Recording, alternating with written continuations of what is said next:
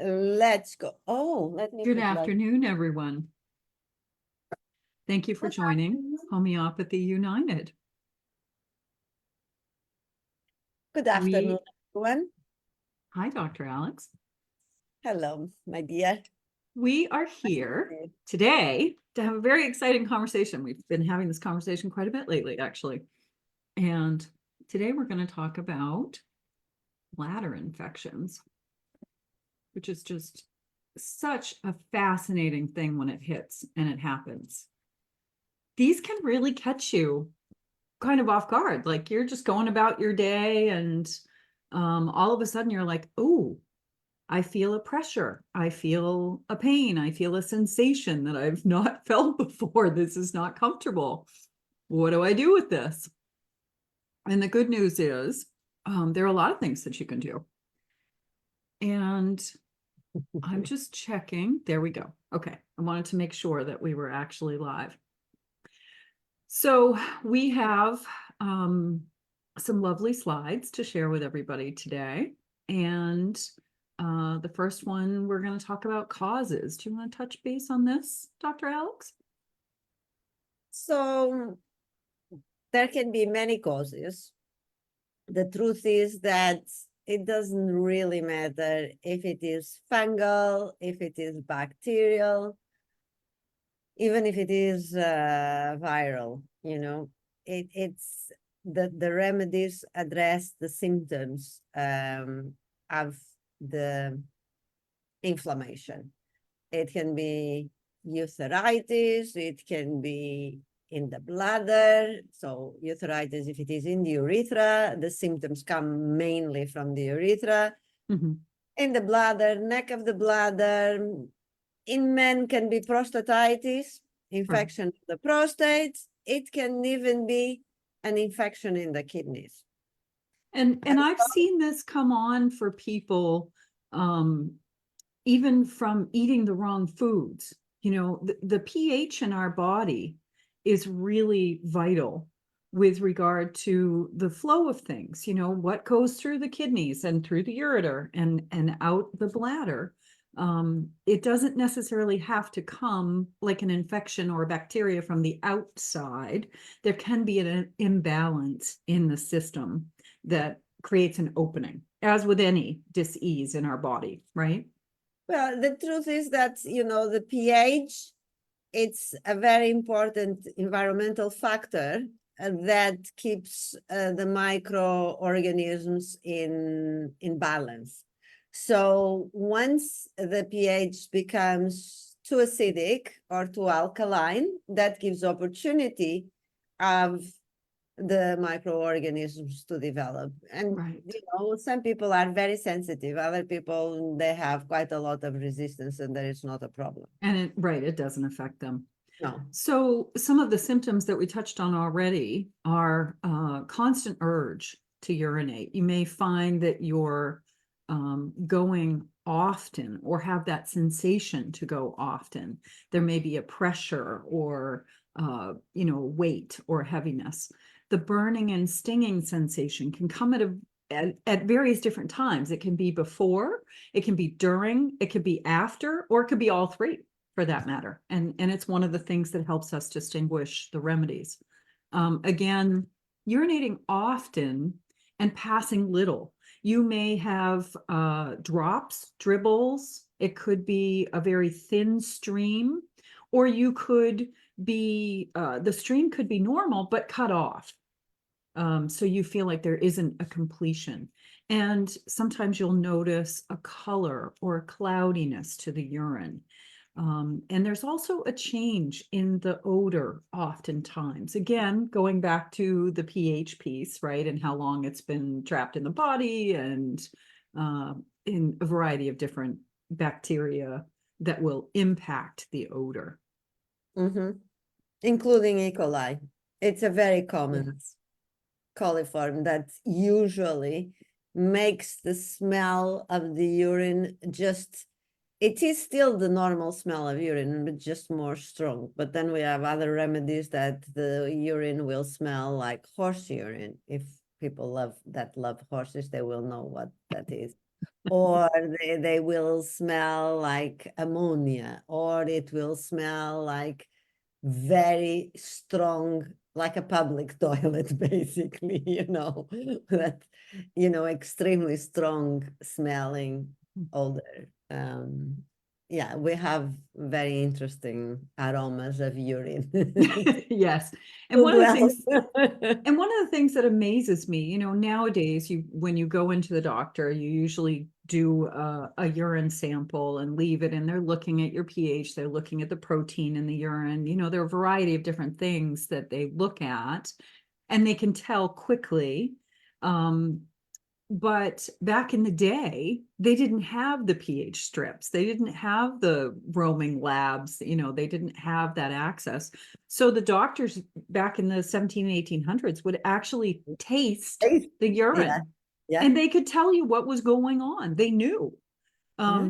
This is why those doctors lived to be 105, incidentally, because they were exposed to every possible thing, and it never killed them. So yeah, it's not something I would want to sign up for these days, but it is pretty fascinating.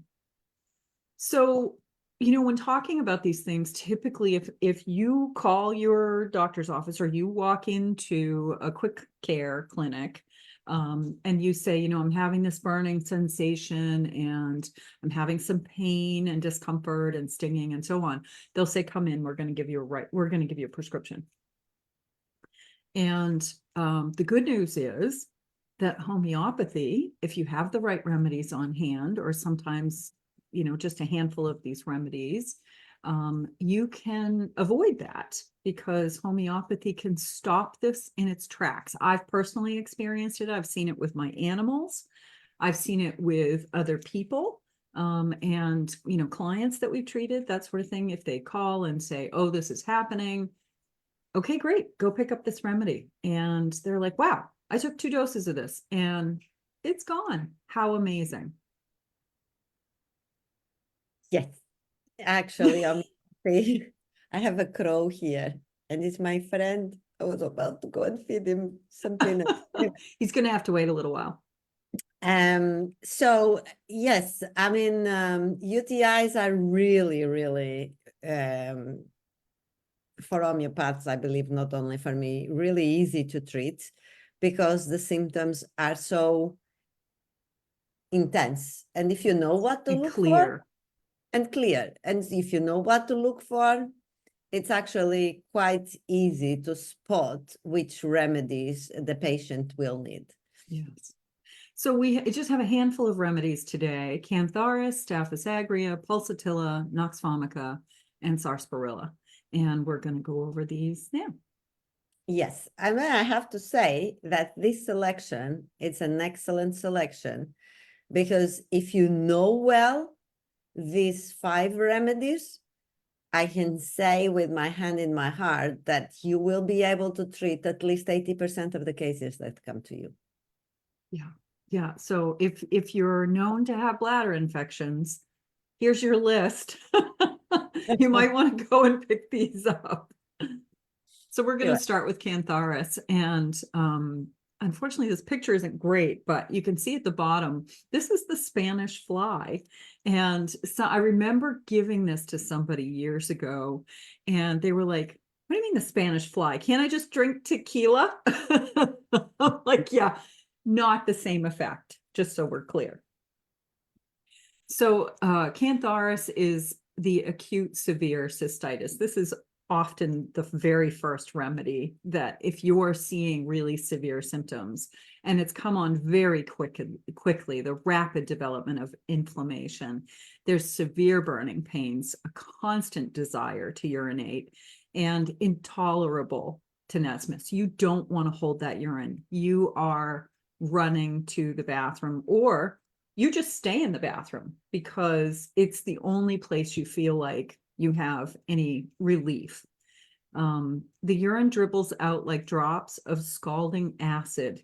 Boy, if that doesn't get your attention, I don't know what will. This is a really big remedy as a first aid for burns. And this pain it's a burning pain, and it's worse. during urination. So when you're urinating, it's worse, but it's not a case that you feel, you know, if you're running to the toilet every 2 to 3 minutes or 5 to 10 minutes, that you feel complete, that you feel like, oh, it's over. And then, you know, it's right back again. And people will actually scream or holler from the pain, and it catches you so off guard. Yeah. And this, I think that is a remedy that it's been overused in the majority of the cases, because Cantharis is an amazing remedy, but I would say it will cover less than 10% of the cases. The main keynote for Cantharis is the sudden onset. It's like aconite. You are very well, and 2 hours later, you are dying. You're not getting symptoms, you're dying. And so it comes extremely rapid. The pain is super severe, and you will not be able to leave the toilet. It's not like saying, oh my God, I'm going to bed, I lie down, and then I go to the toilet, and then I come back. No, because as you said, the desire is there. You sit on the toilet, you are able to pass just a few drops. Little bits, yeah. A few drops, and these drops are, oh my God, it's acid coming down. Yeah. Or it's actually burning. And the majority of my patients that need Cantharis, the only way that they feel slightly relieved is they actually move from the toilet into the bath. They will lay on the bath, and they can only pee while they are in the water. Oh, So interesting. they will remain in the water. Yes, because it's not just the sensation that you are burning while the urine is passing. The characteristic of the urine, it's like acid. So it's so acidic, the urine. It's so excoriating that it will actually, the urine will scald anything that it touches. So the genitalia around, not just the urethra, anything that will touch or will dribble will become red as well, like as if scalded. So if you are in cold water or in tepid water, It will even be if less. just few drops, Yeah. it will give, you know, Slight relief. And of course, because the pains are, you know, the onset here is so intense, and we have other remedies for this as well. I mean, I use mainly 4, but this is one of the main ones, is the fact that you will see almost blood right from the beginning, because the symptoms developed so fast that the blood will be, you know, there.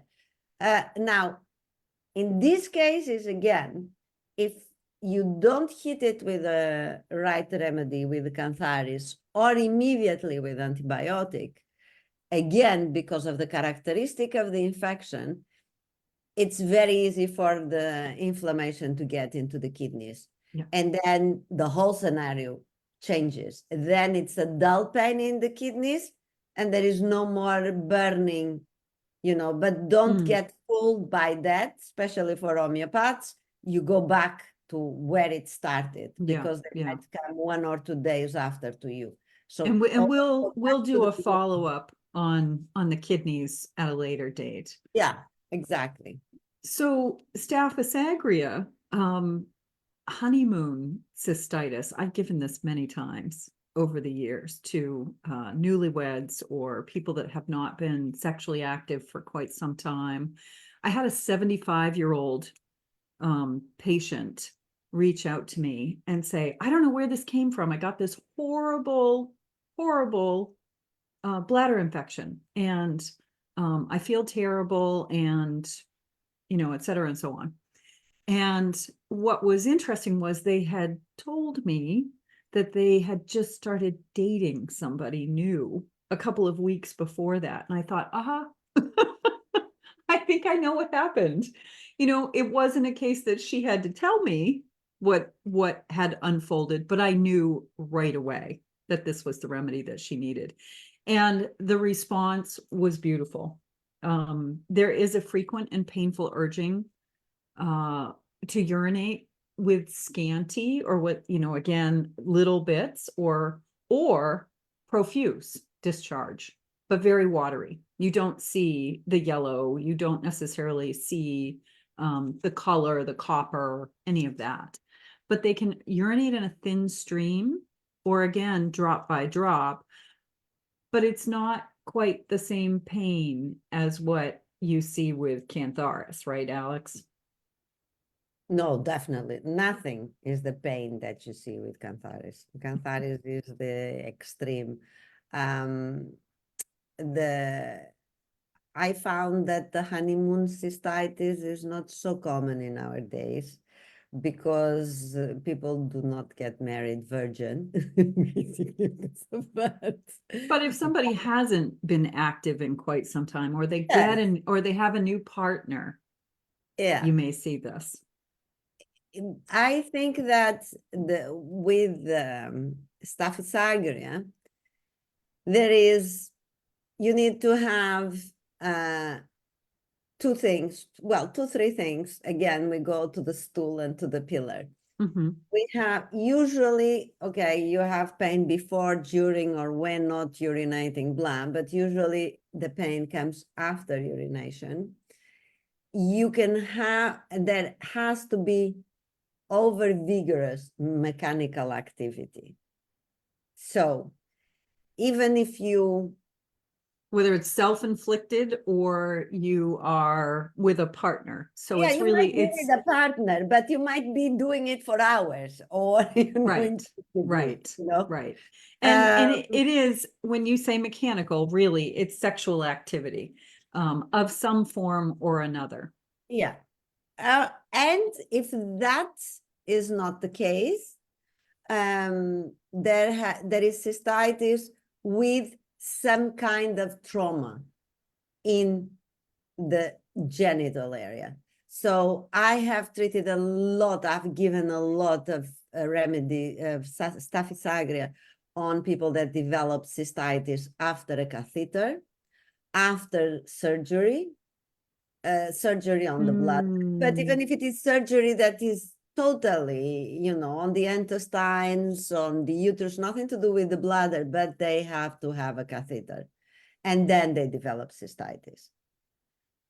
That makes sense. This is an amazing remedy because not only the Staphysagria also has retention of urine, and many of us call it the homeopathic catheter, but it has, don't forget that Staphysagria as well is an amazing remedy for the incision of a knife. So surgery or trauma is covered by Staphysagria. So when you put all these things together, it's difficult to miss Staphysagria. Yes. Yeah. And the emotional component is usually quite clear with this too. Yeah, of course, people are sensitive and can be an emotional shock where the person became very, offended and after traumatized. Yeah, exactly. So Nux vomica is another remedy that everybody's heard us talk about in so many different things that we've covered in our videos. And there is a tremendous amount of urging and then straining and then urging again. It's almost constant urge to urinate, but only small amounts come out, which is usually quite clear, in a bladder infection. But they're sitting on the toilet again and they actually can't get off, but the urine won't pass. Yeah, they strain and strain and strain and the urine doesn't pass. Of course, with Nux vomica, you look into the mentals as well. So the patient will be quite irritable and there will be an urgency. And usually, this is from my cases, they say, do something now. this minute, I cannot stand it. It's driving me mad. Yeah. And you can understand why somebody would feel that way if this was, you know, unfolding this way. I mean, you feel that pressure. We all know what it's like to hold our urine for too long, whether we're driving or we're stuck in a meeting or, you know, whatever the case might be. And when there's an urgency, there's an urgency. But man, how maddening would it be to get there, have that urge, and then not have anything come out? And that's what you see here. Yeah. The irritability with nux vomica is usually quite pronounced. And the urgency, which is out of proportion of their symptoms, is also, you know, very, very clear. When you talk about amelioration from warmth, Alex, would this be another bathtub situation, or would this be like a hot water bottle? Both. Either they will sit in a hot tub and then actually they will be able to pee, and the urgency and the straining will markedly, you know, improve. Of course, when they come out, the bathtub, is in reverse. All bets are off. Unless they take the remedy. And, or if they don't resume to the bathtub, they will use a hot water bottle. I mean, I had many cases where, you know, they were women working from home, and they said the only way, you know, it's not so much the pain, is they explained the symptoms. Again, it was the tremendous urging and straining, and nothing would come out. That sentences, well, I spend all my day sitting on a hot water bottle working on the computer. It's the only way I can stand it. Yeah. So there is definitely a marked amelioration from warmth. Right. So the next remedy is pulsatilla. Again, another remedy that we've talked about many, many different times. I love pulsatilla. It is the most beautiful flower, and it has so many wonderful attributes. There's a sudden and intense urging, but when a drop comes into the bladder, they must go, or they will lose urine. And it should say lose, not loose. And it's like, it's almost like there's a pressure from behind with regard to that. You know, the moment that you have it in there, you have to get it out. There's a urging, frequent urging, and that's the main problem. But when they do sit down, the urine flows freely and it comes out in large quantities. And I thought this was great that you put this in here, which is really paradoxical because pulsatilla is generally thirstless. So where's the urine coming from? Where are they getting the liquid? That's what I want to know. Well, it's a characteristic of the remedy. It's a rare keynote, and that's what points us to the right remedy. The first one to point out this, actually, it was Kent. Kent said, you know, the moment that a drop of urine is formed in the bladder, you know, that drops in the bladder, the person will feel the urge and will run to the toilet. You know, in some cases, they will pass urine and in large quantities. In other cases, they actually cannot pass as well. So this remedy is very similar to nux vomica. You know, when there is a frequent urging, and the main problem is that you have very scanty urination or no urination at all, these are the two remedies that come up, that should come up in your mind. The problem is with the pulsatilla is, first of all, they are very mild, while nux vomica is very irritable. Pulsatilla definitely is not ameliorated by warmth, while nux is definitely ameliorated by warmth. Pulsatilla is totally thirstless, and nux will have, there's nothing, you know, strange in the thirst of nux, but it's not like thirstless like pulsatilla will not want to drink water, or if they drink because it was ingrained that when you have a UTI, you should drink a lot of water, they will do it with such a sacrifice, that is. Like you have to force them. Yeah, exactly. You almost have to intubate them. And Well, they and will. that's great. And I really appreciated the piece about waking up with a sudden urge to urinate when you roll over onto your back. Like as soon as you hit those kidneys, your bladder says, oh, you got to go right now. Yeah, this is a keynote because this is obviously you don't notice during the day. So they go to bed, they actually fall asleep, they are beautiful asleep. And when they roll on their backs, suddenly they are awake with the urge to go to the toilet. It's during the UTI.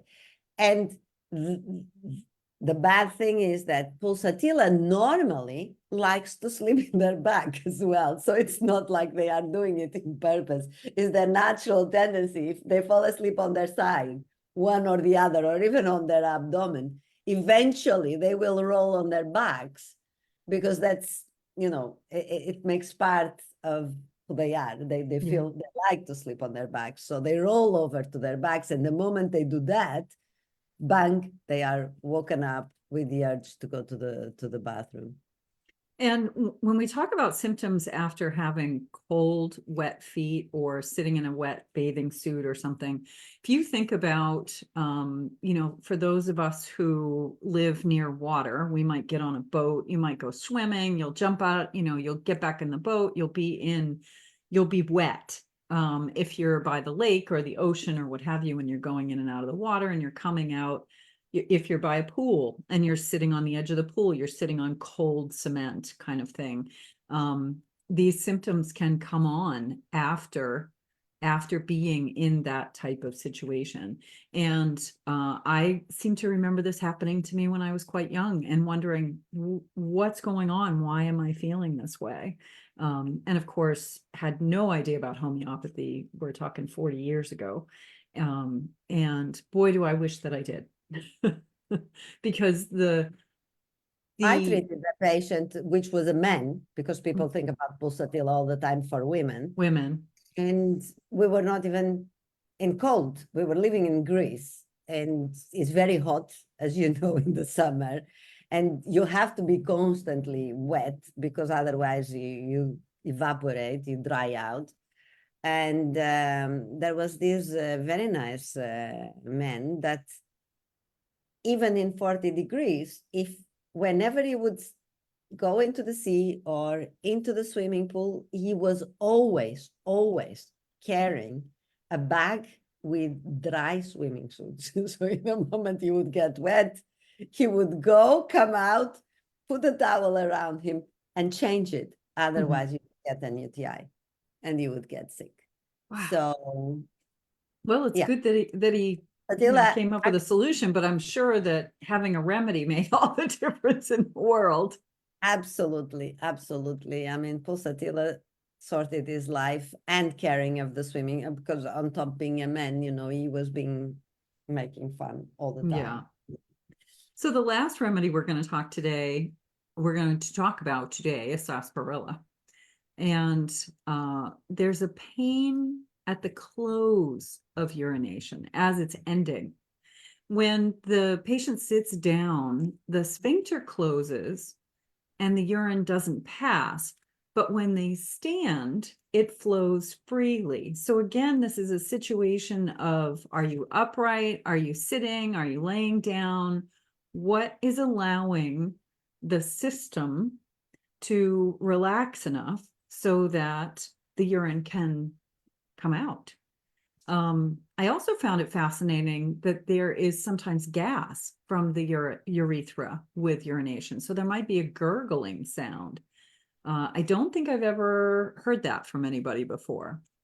No, but I have had 2 cases with sarsaparilla where the patient told me, I feel like when I have the UTI and I pee, that my pee becomes a fizzy drink. Huh. like So a seltzer. because, you know, fizzy drinks have gas and has bubbles of gas, Yeah. you know, and this is a very, and that's, but usually the keynote for this remedy is painted at the close of urination. And then again, I'm going with my percentages, and I would say that if the main symptom is that, oh, IP, but after IP, you know, the pain is horrendous or very, very much, or that's the main thing where the energy of the patient goes to. Mhm.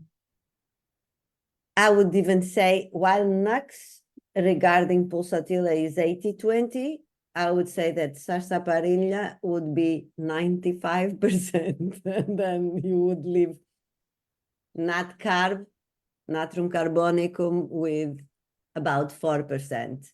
And I'm not saying 5 because then I am leaving 1% for all the other remedies.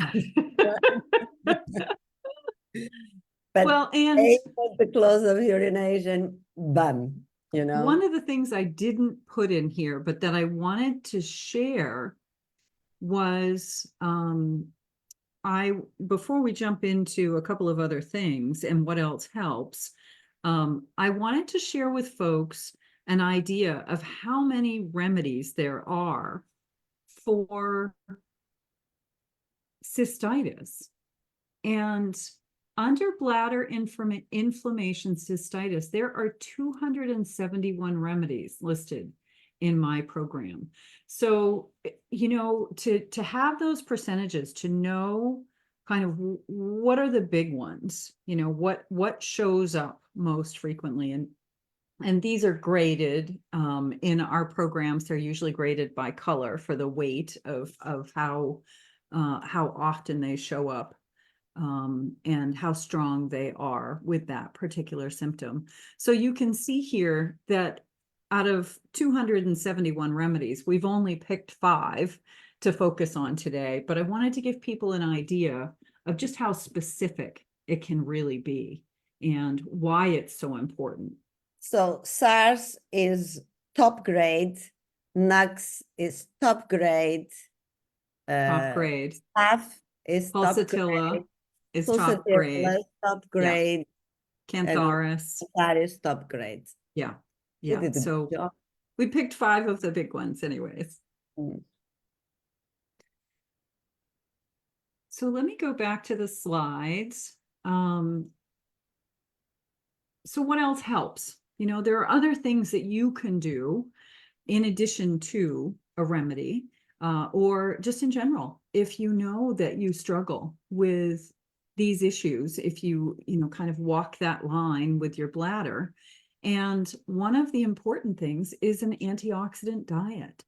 The pH, as we talked about earlier, of the urine is a large factor in how hospitable the urinary tract will be to the bacteria that causes a UTI.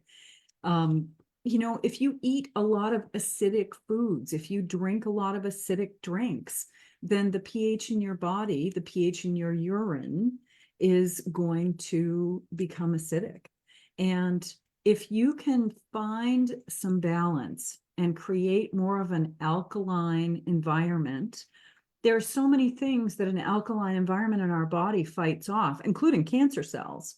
But bringing that down and leveling out your pH is really vital to the health of your urinary tract. Mm-hmm.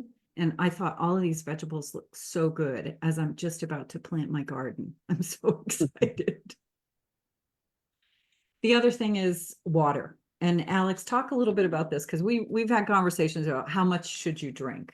And when you have a UTI, what's your thought on that? To be honest with you, I don't know. I think it's important to drink, but I am from the old school. You listen to your body and you go with it. It is important to drink the right stuff, Mm-hmm. mainly, you know, to make the body alkaline, especially the urine. But so definitely don't drink coffee, which makes everything more acidic, and alcohol, especially if you are with a UTI. But Sugary drinks, sodas, things like that, sugar that you is shouldn't never a drink good way to go. either, with UTIs or without UTIs. I would It's never true. like It's true. But especially with a UTI, you don't want to be introducing sugar into your never system go. because sugar creates inflammation, and it creates inflammation all through the body. And wherever the body is weakest, that's where you're going to see the biggest inflammation. Yeah. But water, okay, water is important. But I would say go with your thirst. Yeah. And then just a little bit about herbal support. And I'm so grateful because Dr. Alex turned me on to D-mannose. I'd never heard of it before.